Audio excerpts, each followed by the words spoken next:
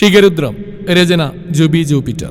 അവതരണം ഷാഹുൽ മലയിൽ. Editing Faisal C എന്ന ഊഞ്ഞേരി. രാത്രിയിൽ രുദ്രന്റെ നെഞ്ചോരം ചേർന്ന് കിടക്കുകയാണ് ഇച്ചു. അവന്റെ കൈകൾ അവളുടെ നഗ്നമായ പുറത്ത് ചിത്രങ്ങൾ രചിക്കുന്നുണ്ട്. കൈകളുടെ സ്ഥാനം മാറാൻ തുടങ്ങിയാൽ അവനെ ഒന്ന് കൂർപ്പിച്ച് നോക്കും ഇച്ചു. അതോടെ ചുണ്ട് ചുളുക്കി അവൻ അടങ്ങി കിടക്കും. രുദ്രേട്ടാ, ഇച്ചു വിളിച്ചപ്പോൾ ഉറക്കച്ചടവോടെ മൂളി രുദ്രൻ. നമുക്ക് വേണ്ട വാവ, ആമിയുടെ പോലെ എനിക്ക് അമ്മയാവണം. അവന്റെ നെഞ്ചിൽ ചൂണ്ടുവിരലാൽ കുത്തിക്കൊണ്ട് ഇച്ചു അത് പറഞ്ഞിട്ടും പ്രതികരണമില്ലാത്ത കണ്ട് അവൾ തല ഉയർത്തി നോക്കി. കണ്ണുകളടച്ച് ശാന്തമായി ഉറങ്ങുന്നവനെ കണ്ട് ചുണ്ട് വിളർത്തി പരിഭവത്തോടെ നോക്കി അവളും മെല്ലെ ഉറക്കത്തെ പുൽകി. നന്ദുവിൽ തന്റെ പാതി അവകാശം ഊട്ടി ഉറപ്പിച്ചുകൊണ്ട് അവളുടെ മോതിരവിരലിൽ തന്റെ പേര് കൊത്തിയ മോതിരം ചാർത്തി ആദി. പരസ്പരം മോതിരം അണിയിച്ചു കഴിഞ്ഞതും ഇരുവരും സംതൃപ്തിയോടെ പുഞ്ചിരിച്ചു. സ്റ്റേജിൽ അവർക്ക് പുറകിലായി നിന്ന് ആമി ഇച്ചുവും ദേവനും രുദ്രനും അജുവും അച്ചുവും സന്തോഷത്തോടെ പരസ്പരം നോക്കി. ടൗണിലെ ഹാളിൽ വെച്ചാണ് എൻഗേജ്മെന്റ്. എല്ലാവരിലും നിറഞ്ഞ സന്തോഷം മാത്രം. അപ്പോൾ ഇച്ചുവിന്റെ മുഖത്തെ സന്തോഷം ഇഷ്ടപ്പെടാതെ ജാനകിയുടെ അമ്മയും സഹോദരി മാലിനിയും മകൾ വർഷയും പകയോടെ നിന്നു. ആദ്യ ഇരുവരോടുമൊപ്പം അച്ഛന്മാരും അമ്മമാരും അത് കഴിഞ്ഞ് മുത്തശ്ശനും മുത്തശ്ശി ഉൾപ്പെടെ മുഴുവൻ മാണിക്യശ്ശേരി അംഗങ്ങളും ചേർന്നൊരു ഫോട്ടോയും എടുത്തു. ആദിയും നന്ദുവും ലക്ഷ്മി രവിയും ദേവനും ആമിയും രുദ്രനും ഇച്ചുവും ഒരുമിച്ച് ഫോട്ടോ എടുക്കാൻ നിന്നുകൊണ്ട് മാണിക്യശ്ശേരിക്കാർ സന്തോഷത്തോടെ പരസ്പരം നോക്കി. തങ്ങളുടെ നിധികൾ തങ്ങളുടെ കൈകളിൽ തന്നെ ഭദ്രമാണെന്ന് ഓർക്കെ എല്ലാവർക്കും അതിയായ സന്തോഷം തോന്നി. കേരള സ്റ്റൈൽ ലഹങ്കയായിരുന്നു നന്ദുവിന്റെ വേഷം. ഷോർട്ട് കുർത്തയിലും മുണ്ടിലും ആദ്യ തിളങ്ങി. ആമി ഇച്ചുമെല്ലാം സാരിയായിരുന്നു. പതിവില്ലാതെ അച്ചു. അന്നവൾ കൂടുതൽ അജുവിനെ ചുറ്റിപ്പറ്റിയാണ് നിന്നിരുന്നത്. അത് അവന് കൂടുതൽ സന്തോഷം നൽകി. ആമിയെ തന്നെ നോക്കി നിൽക്കുകയാണ് ദേവൻ. ആമി ഇപ്പോൾ തടിച്ച് കുറച്ചുകൂടി സുന്ദരിയായി. അതിൻ്റെ കൂടെ ഇന്നത്തെ ഒരുക്കവും. കണ്ണുകളാൽ അവളോട് അടുത്തേക്ക് വരാനായി പറഞ്ഞു ദേവൻ. ചുറ്റുമൊന്ന് നോക്കി ഒരു ചിരിയോടെ ദേവനടുത്തേക്ക് നടക്കുന്ന ആമിയെ കണ്ട് ബന്ധുക്കളോട് സംസാരിച്ചു നിന്നിരുന്ന വിജയനും ശാലിനിയും പരസ്പരം നോക്കി ചിരിച്ചു. എന്താ ദേവേട്ടാ? ദേവനടുത്തേക്ക് വന്ന ആമി അവനെ നോക്കി ചോദിച്ചു. ചുമ നിന്നെ ഒന്നിങ്ങനെ അടുത്ത് കാണാൻ. സുന്ദരിയായിട്ടാണ് എന്നെ ആമി പെണ്ണ്. അവളുടെ കാതിൽ തൂങ്ങിയാടുന്ന ജമിക്കയിലും തട്ടി ദേവൻ പറഞ്ഞപ്പോൾ ആമിയൊന്ന് ചിരിച്ചു നാണത്തോടെ. ചിരിക്കുമ്പോൾ ഉരുണ്ട അവളുടെ തുടുത്ത കവിളിലേക്കായിരുന്നു ദേവന്റെ നോട്ടം. അവളുമായി ആരും കാണാത്തിടത്തേക്ക് മാറി നിന്നു ദേവൻ. എന്താ മോനെ, എന്താ ഉദ്ദേശം? അങ്ങനെ ചോദിച്ചാ ചെറിയൊരു ദുരുദ്ദേശം. കള്ളച്ചിരിയോടെ പറഞ്ഞുകൊണ്ട് ആമിയെ തന്നോട് ചേർത്ത് പിടിച്ച് അവളുടെ ചുടികൾ നുടയാൻ തുടങ്ങി ദേവൻ. ആമിയൊന്ന് ഞെട്ടി. വെപ്രാളത്തോടെ പുറത്തേക്ക് കുന്തി അവളുടെ കണ്ണുകൾ നാലുപാട് മൂടി. അല്പനേരത്തിന് ശേഷം അവളിൽ നിന്നും തന്റെ അധരങ്ങൾ മോചിപ്പിച്ച ദേവൻ കള്ളച്ചിരിയോട് അവളുടെ പുറമൊഴിഞ്ഞു കൊടുക്കാൻ തുടങ്ങി. കിതച്ചുകൊണ്ട് തന്നെ കണ്ണുരുട്ടി നോക്കുന്നവരുടെ നെറ്റിയിലൊന്ന് ചുംബിച്ച് നെഞ്ചോട് ചേർത്ത് പിടിച്ചു ദേവൻ. ഇടക്കവന്റെ കൈകൾ അവളുടെ വീർത്ത വയറിലും തലോടി. അജയുടെ വാക്ക് വിശക്കുന്നുണ്ടോടാ? വാവക്കല്ല, അമ്മക്ക വിശപ്പ്. ആമിയെ നേരെ നിർത്തി അവളുടെ വയറിന്റെ ഭാഗത്തേക്ക് കുനിഞ്ഞ് അവിടെയൊന്ന് അമർത്തി മുത്തി കൊഞ്ചിക്കൊണ്ട് ദേവൻ ചോദിച്ചപ്പോൾ അവന്റെ തലയിൽ തലോടുന്നതിനിടെ ചുണ്ടുകൾ ചുളുക്കി പറഞ്ഞു ആമി. ആണോ, ഈ അമ്മക്കുടി വിശക്കുന്നുണ്ടോ? അയ്യോ, നമുക്ക് നല്ലൊരു സദ്യ കഴിക്കാം. ആമിയുടെ താടിയിൽ പിടിച്ച് കൊഞ്ചിച്ച് പറഞ്ഞുകൊണ്ട് അവളുമായി ഭക്ഷണം കഴിക്കുന്നിടത്തേക്ക് നടന്നു ദേവൻ. ഞാനും വന്നെ ദേവേട്ടാ, ഒരു കമ്പനിക്ക്. ദേവനും ആമി ആ ഭാഗത്തേക്ക് നടക്കുന്നുണ്ട്. സ്റ്റേജിൽ നിന്ന് രുദ്രനോടൊപ്പമുള്ള ഫോട്ടോ എടുപ്പ് കഴിഞ്ഞിറങ്ങും വഴി ഇച്ച് ചോദിച്ചു. വേണ്ട പെങ്ങളെ, ഒന്നിനെ തന്നെ വേഗം പാടാ. ഭക്ഷണത്തിന്റെ ഗന്ധമുള്ളിലേക്ക് ആവാഹിച്ച് ആവേശത്തോടെ നടക്കുന്ന ആമയെ ചൂണ്ടി ദേവൻ പറഞ്ഞപ്പോൾ ഒരവിഞ്ഞ ചിരിയോടെ നിന്ന് ഇച്ചു. ഇങ്ങനെ ഒരു കൊതിച്ചിപ്പാറു. ആമിയും ദേവനും പോയ ഭാഗത്തേക്ക് നോക്കി ചുണ്ടു വളർത്തിക്കുന്ന ഇച്ചുവിന്റെ മൂക്കിൻ തുമ്പിൽ പിടിച്ച് രുദ്രൻ പറഞ്ഞു. ഞങ്ങളെ ചെക്കൻ്റെ കൂട്ടരാ, നിങ്ങളെന്തൊരു ആൾക്കാരാ അതിഥികളെ വേണ്ട പോലെ സൽക്കരിക്കാതെ. മോശം മോശം എന്ന ഭാവത്തോടെ രുദ്രൻ നോക്കി മുഖം ചുളിച്ച് ഇച്ചു. മോളെ ഞാൻ വേണ്ട പോലെ ഒന്ന് സൽക്കരിക്കുന്നുണ്ട്, രാത്രി ആവട്ടെ. അവളുടെ കാതോരം ചെന്നവൻ പറഞ്ഞു. അയ്യേ മ്ലേച്ഛൻ. ചുവന്ന മുഖം അവനിൽ നിന്ന് ഒളിപ്പിച്ചുകൊണ്ട് പറഞ്ഞു തീർത്ഥയുടെ അടുത്തേക്ക് നടന്നു വെച്ചു. ഇടക്കൊന്ന് തിരിഞ്ഞു നോക്കിയപ്പോൾ തന്നെ നോക്കി കള്ളച്ചിരിയോടെ മീശ പിരിക്കുന്നവനെ കാണെ വർദ്ധിച്ച ഹൃദയം പിടിപ്പോടെ അവൾ തിരിഞ്ഞു നടന്നു. ഇതെല്ലാം കണ്ടുകൊണ്ട് നിന്ന വർഷയുടെ കണ്ണുകളിൽ പകയാളി. രുദ്രന്റെ ഭാവവും ഇച്ചുവിന്റെ മുഖത്തെ വെപ്രാളവും നാണവും കാണും തോറും അവൾക്ക് ഭ്രാന്ത് പിടിക്കുന്ന പോലെ തോന്നി. കണ്ണുകൾ ഇറുകെ അടച്ച് കൈകൾ ചുരുട്ടി അവൾ ഉള്ളിലെ ദേഷ്യത്തെ അടക്കാൻ ശ്രമിച്ചു. നിന്റെ ചിരിയെല്ലാം ഉടൻ അവസാനിക്കും ശിഖ. ഇനിയുള്ള നാളുകൾ നെഞ്ചുമുട്ടി നീ കരയും. അതിനുള്ള മരുന്നുമായി ഞാൻ വരുന്നുണ്ട്. പകയോടെ വർഷം ഒഴിഞ്ഞു. Wow, you look is awesome. You look great in this dress Achu. ഇതാണ് ഞാൻ ആഗ്രഹിച്ചത്. ഇങ്ങനെയുള്ളൊരു പെണ്ണാണ് എൻ്റെ സങ്കല്പത്തിലുണ്ടായിരുന്നത്. Just like your sisters. ആകാശം വീട്ടുകാരും വന്നറിഞ്ഞ് അവരുടെ അടുത്തേക്ക് വന്നാണ് അച്ചു. അച്ചു സാരി ഉടുത്തതിൻ്റെ സന്തോഷം പ്രകടിപ്പിക്കുകയാണ് ആകാശ്. ആകാശ് പ്ലീസ്, താൻ ആദ്യം ഈ കമ്പയർ ചെയ്ത് നിർത്ത്. അവൻ്റെ സിസ്റ്റേഴ്സ് തന്നെയാണ്. എന്ന് വെച്ചാൽ എൻ്റെ ക്യാരക്ടറിൻ്റെ ഡ്രസ്സിങ് സെൻസ് അവരെ പോലെ ആവണമെന്നില്ല. ആൻഡ് വൺ മോർ തിങ്, ഞാൻ എങ്ങനെ ഡ്രസ്സ് ചെയ്താൽ എൻ്റെ ഫാമിലിക്ക് അതിലൊരു പ്രോബ്ലം ഇല്ല. അവരുടെ ഫ്രീഡത്തിൽ കൈകടത്തുകയും ചെയ്യാറില്ല. ആദ്യമായി അച്ചു തൻ്റെ മനസ്സിലുള്ള ആകാശിനോട് തുറന്നു പറഞ്ഞു. അയാൾ ഒട്ടൊരു നീരസത്തോടെ അവളെ നോക്കി. ഞാൻ നിന്റെ ഫ്രീഡത്തിൽ കൈകടത്താറുണ്ടെന്നാണോ നീ പറയുന്നത്? അതെ, അങ്ങനെ തന്നെയാണ്. നിങ്ങളുടെ ഇഷ്ടത്തിന് വസ്ത്രം ധരിക്കാനോ നിങ്ങൾ പറയുന്നതിനോട് മാത്രം കൂട്ടുകൂടാനോ നിങ്ങളുടെ ഇഷ്ടം മാത്രം നോക്കി ജീവിക്കാനോ ഒരു ഭാര്യ, അതാണ് നിങ്ങൾക്ക് വേണ്ടത്. എന്നെ അതിന് കിട്ടില്ല. നിറഞ്ഞ കണ്ണുകളോടെ തന്നോട് അത്രയും പറഞ്ഞ് നടന്നു നീങ്ങുന്നവളെ കണ്ട് ആകാശ് നെറ്റിയൊഴിഞ്ഞു.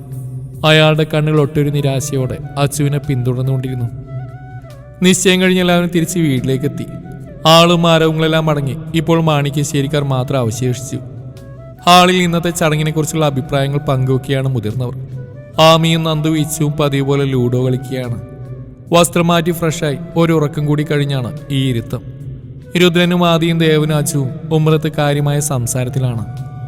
അമ്മമാരും മുത്തശ്ശിയും ആമിയുടെ ചടങ്ങിന് വേണ്ടിയുള്ള കാര്യങ്ങളെ പറ്റിയുള്ള ചർച്ചയിലാണ്. അത്യാവശ്യം കുടുംബക്കാരെല്ലാം ക്ഷണിച്ച് വലിയൊരു ചടങ്ങ് നടത്താനാണ് എല്ലാവർക്കും താല്പര്യം. വസ്ത്രങ്ങളെല്ലാം നിശ്ചയത്തിനെടുക്കുന്ന കൂട്ടത്തിൽ എല്ലാവർക്കും വേണ്ടിയുള്ളത് എടുത്തിരുന്നു. അകത്തേക്ക് വന്ന രുദ്രനും ആദിയും ദേവനും അച്ചുവും ലൂഡോ കളിക്കായിരുന്ന മൂവർ സംഘത്തിനരികെ സോഫയിലിരുന്നു. ഫോൺ സോഫയിൽ വെച്ച് ആമിയും നന്ദു അതിന് ഇരുവശത്തായും ഇച്ചു നിലത്തുമാണ് ഇരിക്കുന്നത്. മൂന്നുപേരും കാര്യമായ ഗെയിം കളിയിലിരിക്കെ ആമിയെ വെട്ടാൻ വേണ്ടി സന്തോഷത്തോടെ പോയിരുന്ന ഇച്ചുവിനെ തടഞ്ഞു വെച്ച് ആദ്യം ഒന്ന് സേഫായി ഇരുന്നിരുന്ന ഇച്ചുവിൻ്റെ മറ്റൊരു കരുവിനെ കളത്തിലേക്ക് ഇറക്കി. ആമി ആദിയെ കെട്ടിപ്പിടിച്ച് തൻ്റെ സന്തോഷം പങ്കുവെച്ച് ഇച്ചു ഇരുന്നിടത്ത് എഴുന്നേറ്റ് ആദിയെ നോക്കി ദഹിപ്പിക്കാൻ തുടങ്ങി. അവളുടെ നോട്ടം പന്തിയിൽ നിന്ന് മനസ്സിലായതും കെട്ടിപ്പിടിച്ച് കൊഞ്ചിക്കൊണ്ട് നിൽക്കുന്ന ആമി അടർത്തി മാറ്റി ഓടാൻ തുടങ്ങി ആദി. തൊട്ടുപുറകെ ഇച്ചു. ഇരുവരുടെയും ഓട്ടവും ചാട്ടവും കണ്ട് ആകാംക്ഷയോടെ ഇരിക്കുകയാണ് യുവജനങ്ങൾ. മുതിർന്നവരാണെങ്കിൽ എന്നും കാണുന്ന കാഴ്ച എന്ന കണക്കെ അവരുടെ സംസാരത്തിൽ തന്നെ മുഴുകി. അളിയാ രുദ്ര, ഇതിനൊന്ന് പിടിച്ചോണ്ട് പോടാ. 3-4 റൗണ്ട് കഴിഞ്ഞ് വീണ്ടും അകത്തേക്ക് ഓടി വരുന്നതിനിടെ രുദ്രനോട് ആദ്യം ഉറക്കെ വിളിച്ചു പറഞ്ഞു. സോഫയിൽ നിന്ന് എഴുന്നേറ്റ് ഉറഞ്ഞു തുള്ളിക്കൊണ്ട് വന്നിരുന്ന ഇച്ചുവിനെ ഒറ്റവരിക്ക് പിടിച്ച് തോളിലേക്കിട്ട് മുകളിലേക്ക് പടികൾ കയറി രുദ്രന്റെ തോളിൽ കിടന്ന് പിടഞ്ഞ് ആദ്യം കണ്ണുരുട്ടി നോക്കുന്ന ഇച്ചുവിനെ കണ്ട് എല്ലാവരും പൊട്ടിച്ചിരിച്ചു. ഏട്ടാ, കിടക്കാനായി റൂമിലേക്ക് കയറാൻ നേരമാണ് അജു ആ വിളി കേട്ടത്. അച്ചുവാണ്. അവനൊരു പുൻസിരിയോടെ അവൾക്ക് നേരെ തിരിഞ്ഞു. എന്താടാ, ഉറങ്ങിയില്ലേ? അവളുടെ തലയിലും തലോടി വാത്സല്യത്തോടെ ചോദിച്ചു അച്ചു. ഇത്ര നാളും താൻ അന്യമാക്കിയ വാത്സല്യച്ചൂട് അറിയുകയായിരുന്നു അച്ചു. അവളുടെ ഉള്ളം വല്ലാതെ വിങ്ങി. എനിക്ക് ഏട്ടനോട് കുറച്ച് സംസാരിക്കാനുണ്ട്. ഫ്രീ ആണെങ്കിൽ നാളെ കൂടി ഒന്ന് പുറത്തേക്ക് വരുമോ? മടിച്ച് ചോദിക്കുന്നവളെ തന്നെ നോക്കി നിന്നു അച്ചു. തൻ്റെ കൈ പിടിച്ച് പിച്ച വെച്ച് നടന്നിരുന്ന ഒരു കുഞ്ഞിപ്പിണിനെ ഓർമ്മ വന്നു അവന്.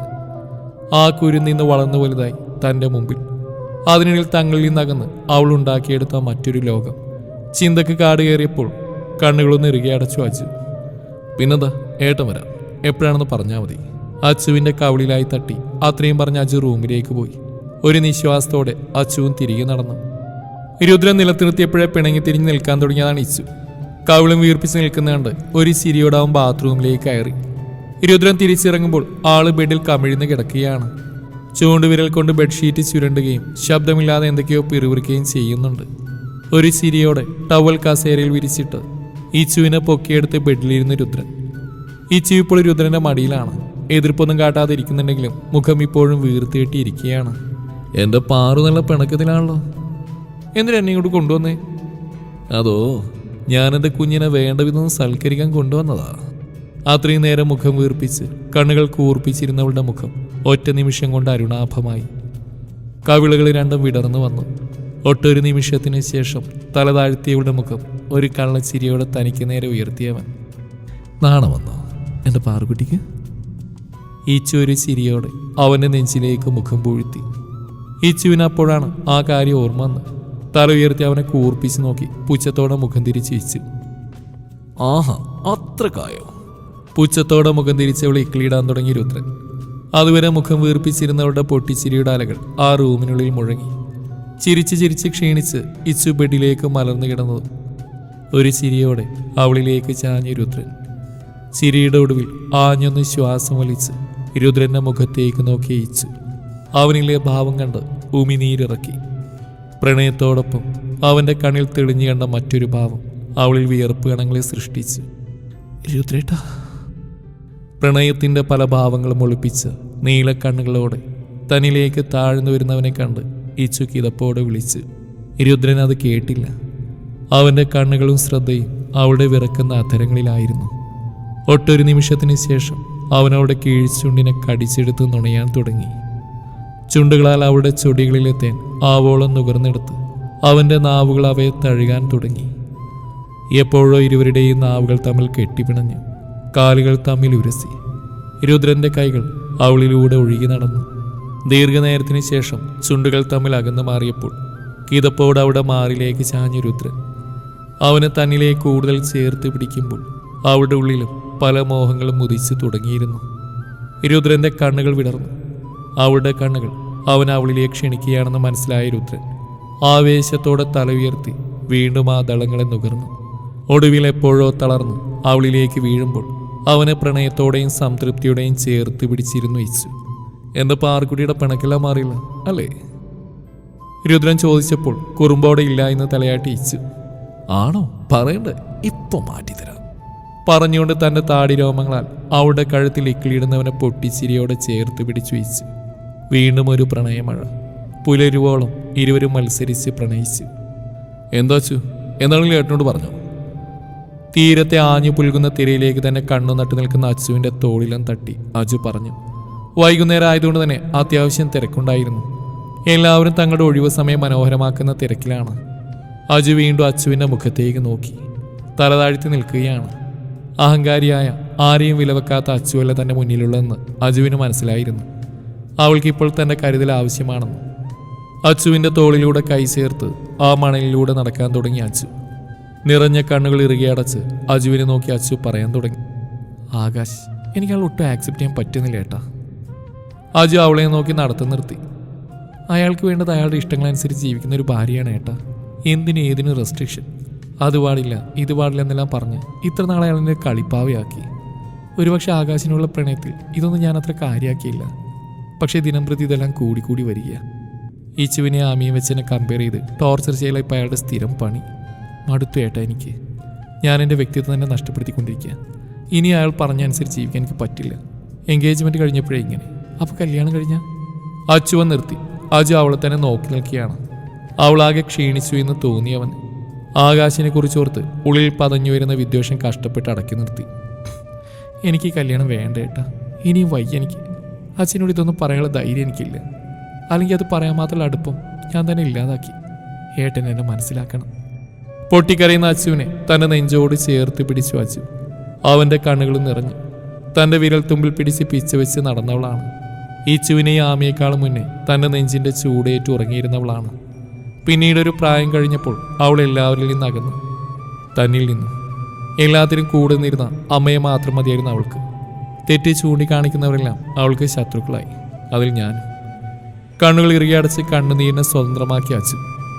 കരയാതെ, ഏട്ടനുണ്ട് മോൾക്ക്. അച്ഛനും അമ്മയും എല്ലാവരും ഉണ്ട് നിന്റെ കൂടെ. എൻഗേജ്മെൻറ്റ് കഴിഞ്ഞിട്ടല്ലേ ഉള്ളൂ. മോൾക്ക് ഇത് വേണമെങ്കിൽ അങ്ങനെ തന്നെ ചെയ്യാം, കരയാണ്ടിരിക്കുക. ഇപ്പോഴെങ്കിലും ഏട്ടന് ഇവിടെ ഉണ്ടെന്ന് മോൾക്ക് തോന്നിയല്ലോ. അജുവിൻ്റെ വാക്കുകൾ അച്ചുവിൻ്റെ കരച്ചിൽ കൂട്ടിയതേയുള്ളൂ. ആമയിച്ചു ആദ്യേട്ടനും പഴയ പോലെ എന്നോട് മിണ്ടു ഏട്ട. അവർക്കെന്നോട് ദേഷ്യം ഉണ്ടാവും. എൻ്റെ അഹങ്കാരവും ധാർഷ്ട്യവും കാരണം എനിക്കെല്ലാം നഷ്ടപ്പെട്ടു ഏട്ട. തേങ്ങിക്കൊണ്ട് അജുവിനോടായി പറഞ്ഞു അച്ചു. ആരാ പറഞ്ഞ ദേഷ്യാവുന്നു? കുഞ്ഞാവുമ്പോൾ നിന്റെ പുറകെ നടന്നിരുന്ന ആ 2 കുറുമ്പികൾ തന്നെയാണ് അവരിപ്പോഴും. നീ മിണ്ടാത്തതിനുള്ള സങ്കടം കേട്ട് എൻ്റെ ആദ്യം കാത് തഴമ്പിച്ചിരിക്കുക. ആശ്വാസത്തോടെ അജുവിനെ തലയുയർത്തി നോക്കി അച്ചു. ഒന്നിൻ്റെ പേരിലും വിഷമിക്കണ്ട, എല്ലാം നമുക്ക് ശരിയാക്കാം. ഇപ്പോൾ നമുക്കൊന്ന് കറങ്ങാം. അച്ചുവുമായി കാറിനരികിലേക്ക് നടന്നു അച്ചു. നേരെ പോയത് ടൗണിലെ മാളിലേക്കാണ്. അച്ചുവിന് അവളുടെ ഇഷ്ടത്തിനനുസരിച്ച് ഡ്രസ്സും മറ്റ് ആക്സസറീസും വാങ്ങിക്കൊടുത്ത് ഒരു സിനിമയും കണ്ട് ഭക്ഷണം കഴിച്ചാണ് ഇരുവരും വീട്ടിലേക്ക് തിരിച്ചത്. താനായി നഷ്ടപ്പെടുത്തിയ ആ വാത്സല്യ ചൂട് ആവോളം അറിയുകയായിരുന്നു അച്ചു. അന്നവൾ സന്തോഷത്തോടെ സമാധാനത്തോടെ കിടന്നുറങ്ങി. അടുത്ത ദിവസം രാവിലെ ഒരു കപ്പ് കോഫിയുമായി കോമൺ ബാൽക്കണിയിൽ ഇരിക്കുകയായിരുന്നു അച്ചു. താഴെ പാചകക്കാരുടെ ബഹളം കേൾക്കാം. നാളത്തെ ചടങ്ങിന് വേണ്ടിയുള്ള ഒരുക്കങ്ങളിലാണ് എല്ലാവരും. ആദിയും അജുവും ദേവനും ഓരോ കാര്യങ്ങൾക്കായി ഓടി നടക്കുന്നുണ്ട്. അച്ചു! ശബ്ദം കേട്ട് അച്ചു തിരിഞ്ഞു നോക്കി. ആമിയും ഇച്ചുവും നന്ദുവും ഒരു ചിരിയോടെ അവൾക്കരികിലേക്ക് വന്നു. ഞങ്ങളുടെ പഴയ അച്ചുവാണിതെന്ന് അജുവേട്ടൻ പറഞ്ഞു, സത്യമാണോ? ചിരിയോടെ ചോദിക്കുമ്പോഴും ഇച്ചുവിൻ്റെ കണ്ണുകൾ കണ്ട് നിറഞ്ഞിരുന്നു. ഒരു കുതിപ്പോടെ അവൾ ഇറുകിയെ പുണർന്നു അച്ചു. നന്ദുവും ആമി അവർ ഇരുവശത്തു നിന്നും പുണർന്നു. പരസ്പരം എല്ലാം പറഞ്ഞു തീർത്ത് അച്ചു അവരോടൊപ്പമുള്ള നല്ല നിമിഷങ്ങൾ ആസ്വദിക്കാൻ തുടങ്ങി. 4 പേരും അന്നത്തെ ദിവസം വളരെ സന്തോഷത്തിലായിരുന്നു. ഇച്ചുവിനോടും നന്ദുവിനോടും ആമിയോടൊപ്പം കളി പറഞ്ഞു നടക്കുന്ന അച്ചുവിനെ കണ്ട് സുരേന്ദ്രന് വല്ലാത്ത സന്തോഷം തോന്നി. എൻ്റെ കുട്ടികളുടെ സന്തോഷമില്ല എക്കാലത്തും നിലനിർത്തണേ ഭഗവാനെ. പൂജാമുറിയിലെ ദേവി വിഗ്രഹത്തിലേക്ക് നോക്കി മുത്തശ്ശി പ്രാർത്ഥിച്ചു. തുടരും ഈ കഥയുടെ ബാക്കി ഭാഗം നാളെ ഇതേ സമയം.